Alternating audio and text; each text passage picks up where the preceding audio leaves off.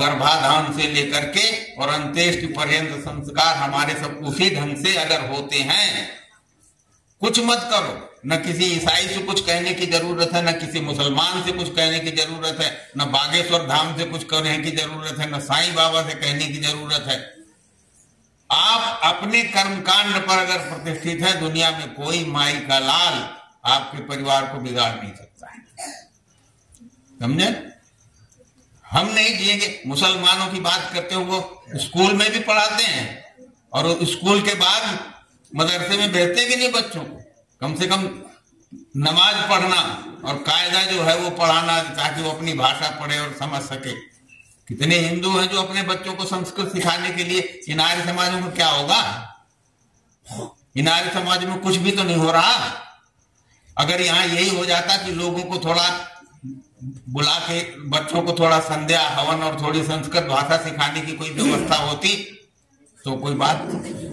महिलाओं को, एक लड़की को मां बनने से पहले उसको यहाँ प्रशिक्षण देने की व्यवस्था होती कि मातृत्व कैसे, सफल मातृत्व कैसे निभाया जाता है। वो सारी चीजें, ये सारी जिम्मेदारियां थी ऋषि दयानंद ने जो हमको दी थी, लेकिन हम कुछ कर ही नहीं रहे। तो जब कुछ करोगे नहीं तो चाहे कोई कछुआ की चाल से भी चल रहा हो, आपसे आगे जाएगा, क्योंकि आप तो चल ही नहीं रहे। आप बैठे हो अपनी जगह, तो कछुआ की चाल चलने वाला भी आपसे आगे हो जाएगा। और यही हो रहा है। इसलिए कहा कि जो वृत्तासुर है ना, इंद्र और वृत्तासुर की कहानी वेद में आई। क्या है कि वृत्तासुर ने सारी आपह को समेट लिया। क्या किया वृत्तासुर ने? सारी आपह को समेट लिया, तो आपह प्रदूषित हो गई। अब अगर आप नहीं जानते कि आपह क्या है तो समझ में नहीं आएगी बात, है ना? आपह जल को भी कहते हैं, समझे? वेद के शब्द रूढ़ नहीं है, एक ही जगह नहीं लगते। आपह को भी, आप जल को भी आपह कहते हैं, और प्रजा वही आपह, प्रजा को भी आपह कहते हैं, और योषा आपह, स्त्रियों को भी आपह कहते हैं। फिर वेद में आया आपो अस्मान मातरा। आपह क्या है? हमारी माताएं हैं। अब देखो, हम गाय को माता कहते हैं नहीं, तो कई लोग कहते हैं कि माता कैसे हो गए, जानवर कैसे माता हो जाए? क्योंकि आप अपनी संस्कृति को समझते नहीं। ये जितनी माता हम है ना, उनसे शाश्वत रिश्ता है हमारा।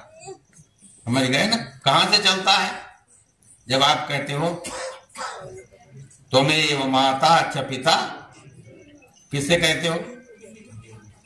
भगवान से कहते हो ना। त्वम हिनः पिता वसो त्वम माता शतक्रतो बभूवित।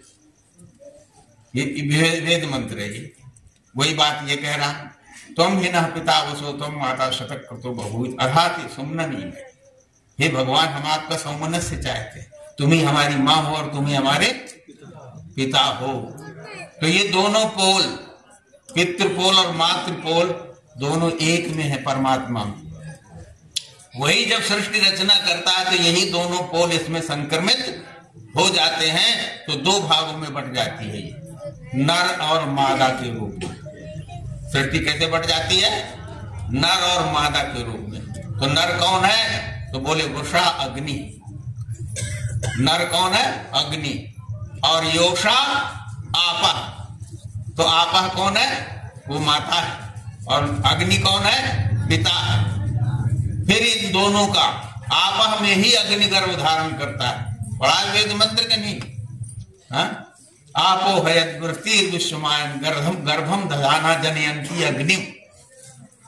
उसी अग्नि से गर्भ धारण करके आपा जो है, और फिर अग्नि को जन्म देती है, तब ये देवलोक पैदा होता है, और इधर ये पृथ्वी पैदा होती है। पृथ्वी क्या है? आपह प्रधान है ना, आपह प्रधान। और सूर्य अग्नि प्रधान। फिर इन दोनों का विवाह होता है। विवाह संस्कार देखा हो अगर, तो उसमें वो वर कहता है देवरहम पृथ्वी तुम, कहता है ना, जिन्होंने पढ़ी संस्कार विधि, ये विवाह देखे होंगे। वर क्या कहता है? देवरहम, मैं देवलोक हूं, पृथ्वी तुम। ऋक्त्वम सामहम ऋक्त्वम, मैं साम वेद हूं और तू ऋग्वेद की ऋचा है, मैं साम का स्वर हूं। ऋग्वेद की ऋचा के जो शब्द हैं साम के स्वरों में गाए जाते हैं, तब दोनों मिलते हैं तब संगीत पैदा होता है।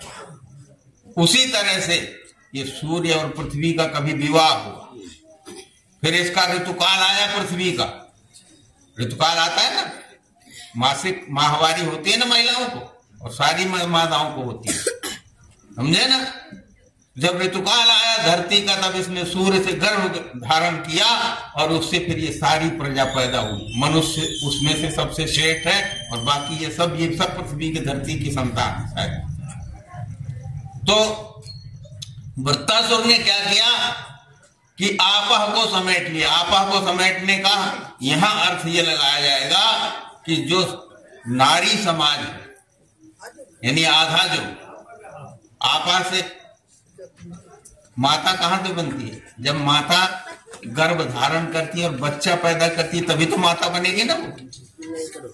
और जिसको पैदा करेगी उसको क्या पिलाएगी, नरेंद्र दत्त जी कह रहे थे ना, दूध, जन्म सिद्ध अधिकार की बात कर रहे थे, तो दूध पिलाएगी।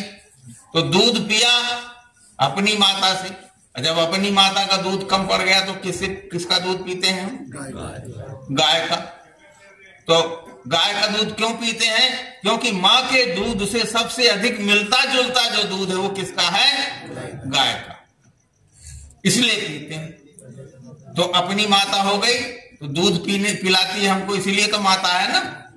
फिर गाय का दूध पिया, अब गाय के थन में दूध कहां से आता है, गाय के थन में दूध आएगा धरती माता का दूध। धरती माता दूध देती है ना। देखो जब जौ और ये चावल आपके यहाँ पैदा होते हैं, इनको यूं तोड़ो तो उनमें दूध निकलता है। वही तो मैं कह रहा था, आगम मतल को फोर बहाता धार मृत्यु के पैर की, धरती का दूध निकालता है आर्य जो होता है। तो धरती का दूध, उसके लिए जो है उसको चारा चाहिए, वो चारा धरती से मिलता है। और धरती में चारा कहां से आता है, वो गंगा माता का दूध पीती है। धरती किसका दूध पीती है, गंगा माता का। हाँ, अब गंगा माता जो है वो कहां से चलती है, विष्णु पद से निकली है वो। हाँ, विष्णु पद से निकली, कहां से, विष्णु नाम परमेश्वर का है।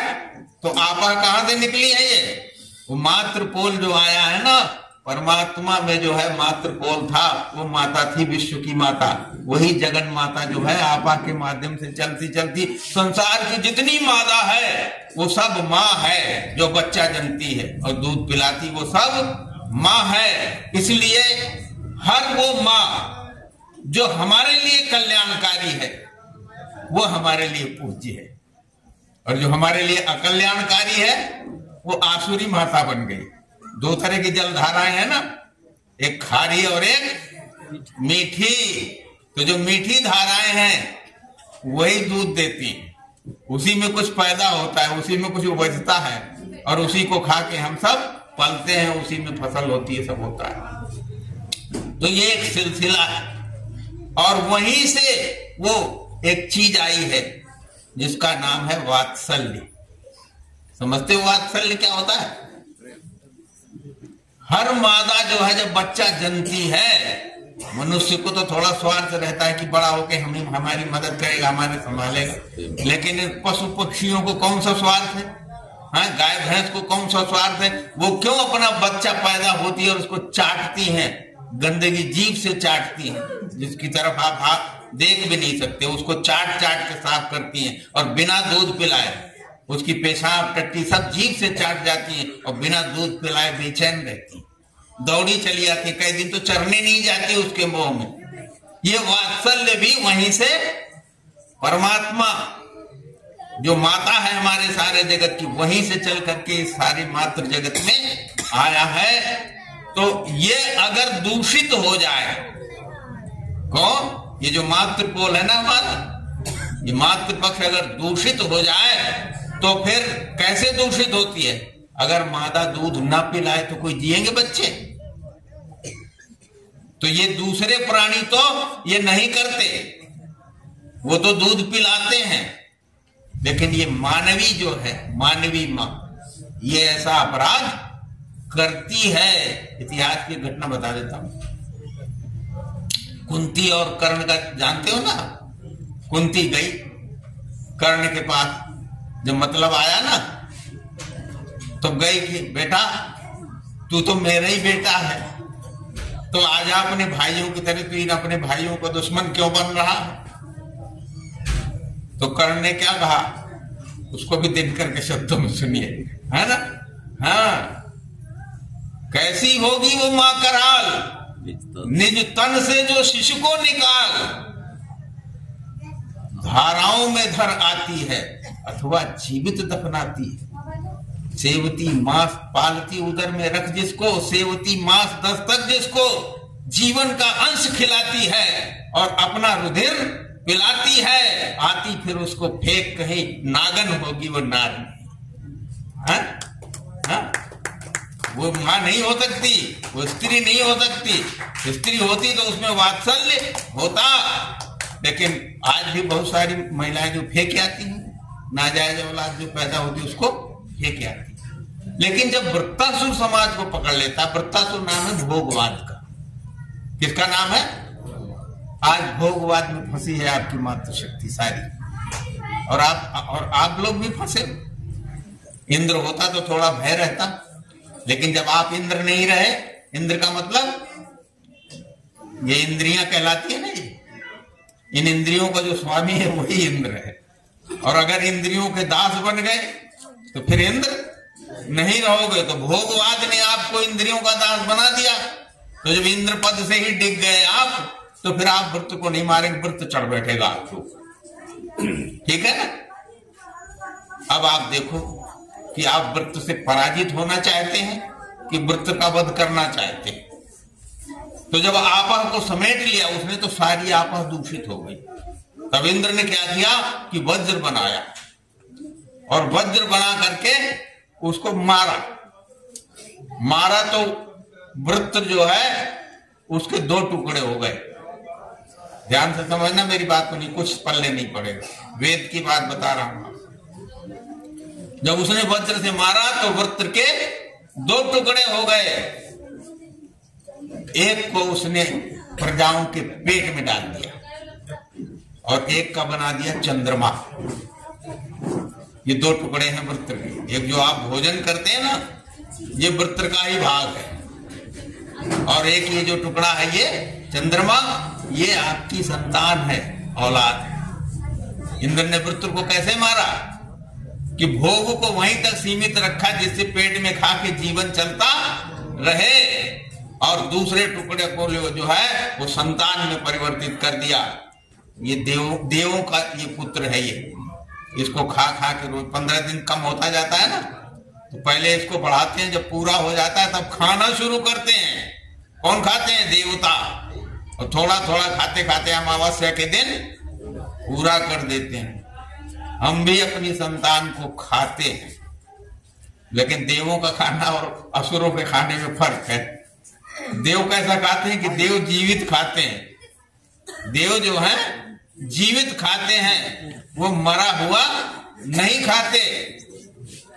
तो कैसे खाते हैं देखिए, ये जो संतान, ये जो हम पैदा करते हैं पीढ़ी अगली, अगर हमारे विचारों की है तो हमारे समाज के लिए फिर उसकी आहुति लगती है, कहते हैं ना।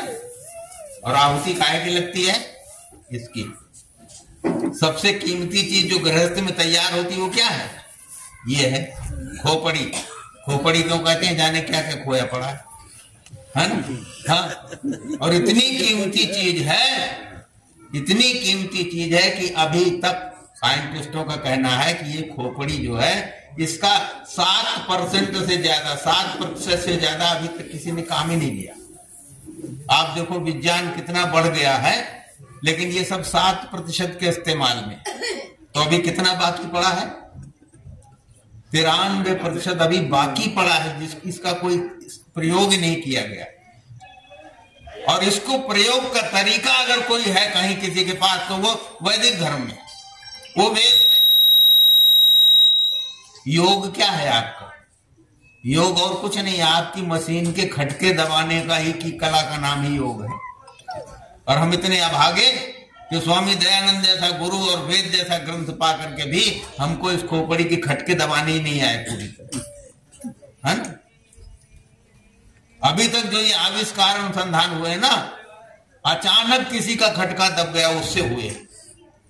योजनाबद्ध ढंग से हमने खटके दबाने की कोई वही नहीं निकाली, कोई क्रियाकलाप ही ऐसा नहीं किया कि लोगों बच्चों को हम अपने इसके खटके दबाने सिखाएं और योग के माध्यम से जो इस खोपड़ी में खोया पड़ा है उसको निकाल बाहर करें, वामन को विराट कर दें। ऐसी कोई योजना हमारे में थी नहीं।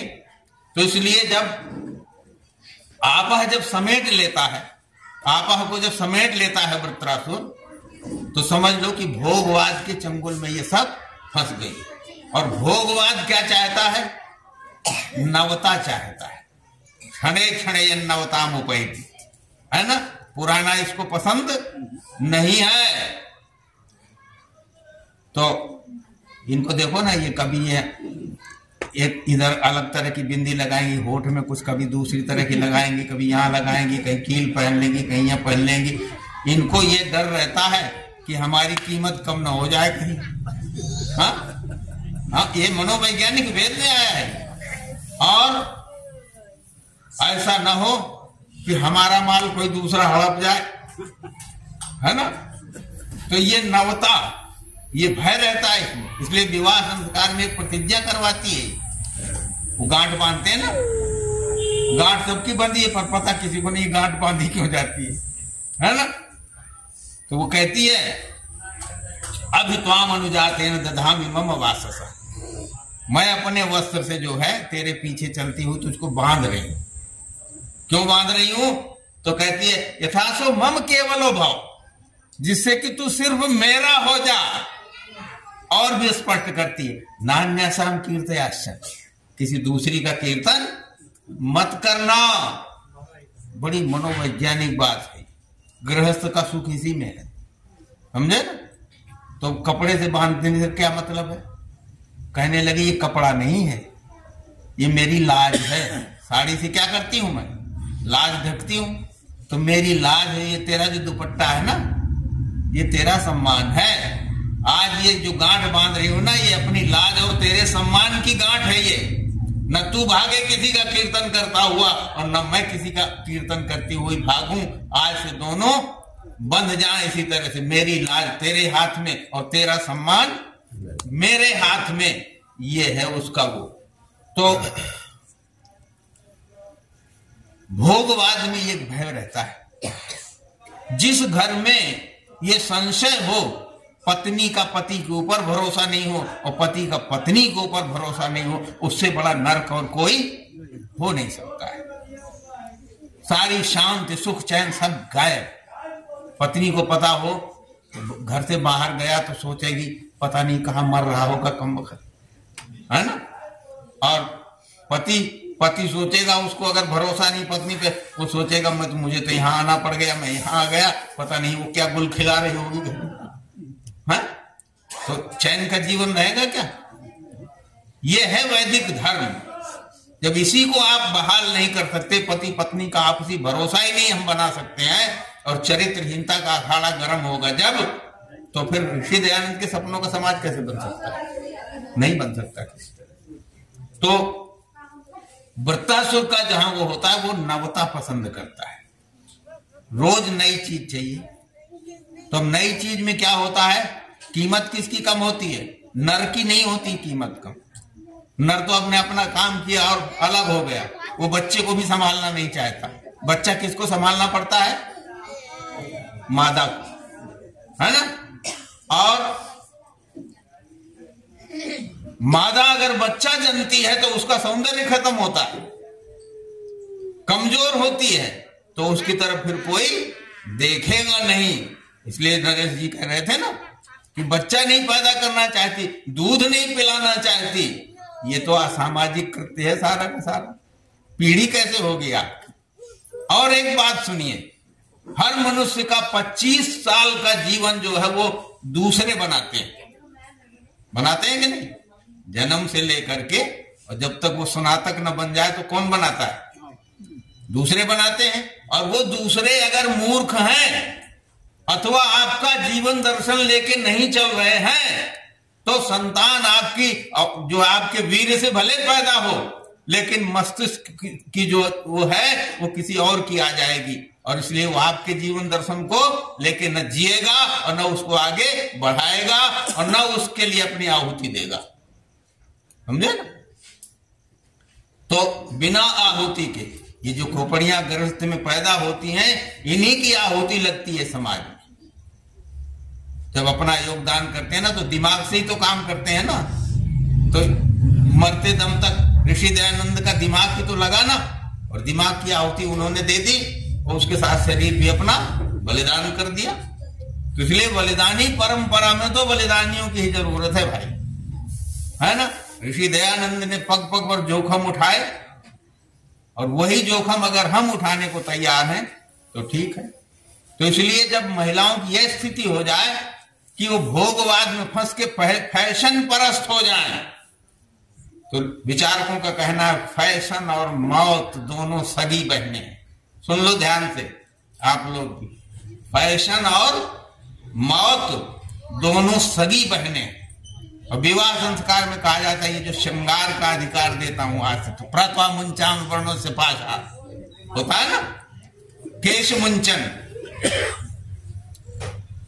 वो कहता है कि आज से मैं तुझे श्रृंगार का अधिकार देता हूं, क्योंकि श्रृंगार जो है वो पति के दिखाने के लिए किया जाता है, बाजार में दिखाने के लिए नहीं किया जाता। पर जब भोगवाद बढ़ जाता है तो श्रृंगार बाजार में दिखाने के लिए किया जाता है, पति के दिखाने के लिए नहीं किया जाता है।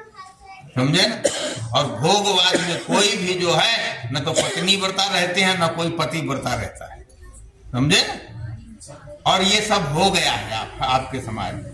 आपके समाज में बॉयफ्रेंड होने लग गए कि नहीं होने लग गए? हाँ, बॉयफ्रेंड और गर्लफ्रेंड का जमाना आ गया। आप मैकाले को कितनी गालियां देते रहो, हाँ, और मैकाले तो घुसा पड़ा है आपके अंदर, उसको आप निकाल नहीं सकते। उसका कारण है कि आप आर्थिक गंदगी में डूबे हैं। जैसे दूसरे लोग पाप की कमाई करते हैं, हम भी उसी कमाई में लग रहे हैं। तो जब तक आप अपने आप को अलग नहीं करोगे, अलग नहीं दिखोगे, अपना चरित्र अलग नहीं दिखाओगे, तब तो कोई पूछने वाला नहीं है। नहीं तो ऋषि पहले आर्यों ने अपनी पहचान बनाई थी। अपनी पहचान काहे से बनाई थी? बात के धनी थे, सत्य था उनके पास, झूठ नहीं बोलते थे। समझे ना? न्यायालयों में भी अगर कोई महाशय जी चला जाए गवाही देने तो लोग वो बिना, जो हाकिम होता था ना, वो बिना सुने ही कह देता था नहीं इसका पक्ष ठीक है, क्योंकि महाशय जी आए हैं। और महाशय जी कभी झूठ नहीं बोल सकते। सूरज चाहे पूरब से पश्चिम में उगलने लगे, लेकिन महाशय जी झूठ नहीं बोल सकते। ये चीज बनाई थी आपने, उसको कहां तक सुरक्षित रखा है? हमने अपने आचरणों से कहां तक सुरक्षित रखा है? जब तक ये नहीं होगा तब तक एक कदम आप आगे नहीं बढ़ सकते। ये ऐसे ही बढ़ता जाएगा और यहाँ जो है उल्लू चमगादड़ लटक जाएंगे आपके आर्य समाज में। नई पीढ़ी नहीं आएगी तो कब होना है गया, फिर क्या वो कोई दूसरा कब्जा कर लेगा ना, और कर लिया। समझ गए ना? जैसे वो गाना गाते हैं प्रदीप का, मंदिरों पे कब्जा कर लिया, मिट्टी के खिलौनों ने, और बदनाम किया बदनीयत को, भक्ति को बदनीयत बौनों ने। वही हो जाएगा जो प्रधान और मंत्री और ये दुनिया भर के है ना, ये ऐसे ही लोग हो जाएंगे। और फिर जो है ऋषि दयानंद का कार्यक्रम नहीं चलेगा, उसका जीवन दर्शन नहीं प्रचारित होगा। वो जिस जीवन दर्शन को लेके आया है, जिस नियत से आया है, वही नियत फले फूलेगी और वही जीवन दर्शन यहाँ पे लागू होगा। और योजनाबद्ध ढंग से आर्य समाज और ऋषि दयानंद के कार्यक्रम को निरस्त किया गया है। उसको जो है उसमें अड़ंगे डाले गए हैं। आर्य समाज को जो है उसको, उसके प्रचार को, उसके बोले, उसकी वाणी तक में जबान लगा दी, वो लगा दिया, प्रतिबंध लगा दिया। हम जाते हैं तो कहेंगे पंडित जी खंडन मंडन मत करना, ये न करना, वो न करना। क्यों करते हैं? क्योंकि नियत सही नहीं है ना। और हमारा प्रस्तुतिकरण भी इतना भोला हो गया है जब आप चंदा मांग के लाते हैं तो चंदा मांगने जब बाजार में जाते हैं तो क्या करते हैं साहब, उत्सव करेंगे। अब उत्सव के लिए चंदा लाए दूसरों से, गैर विचार वालों से, और फिर उनको कहा कि भाई सुनने आना। और जब सुनने आए वो, तब आप उनकी खाल खींचने लग गए। हाँ, वो तो अज्ञान के कारण कुछ भी उनकी मान्यता थी, आपने उनकी खाल खींचना शुरू किया कि चंदा भी दो और फिर खाल भी खिंचवाओ। तो ऐसे कौन खाल खिंचवाने आएगा भाई? आपको वो कला पैदा करनी पड़ेगी कि दूसरों को प्रभावित करो कि ये जो कह रहे हैं ये हमारे परिवार और समाज के लिए बहुत उपयोगी है। जब ये अनुभव लोग करेंगे तो दौड़े चले आएंगे आपके। आपको लोगों से प्रेम करना, उनके सुख दुख में शामिल होने की वो चीज पैदा करनी पड़ेगी। आर्य समाजी खाली आर्य समाजियों के यहाँ जाता है, दूसरे के यहाँ जाते नहीं। मैं जहां रहता हूँ 75 घर मुसलमानों के हैं, वो 75 घर मुझे बाप की तरह से मेरा सम्मान करते हैं। तो क्यों करते हैं?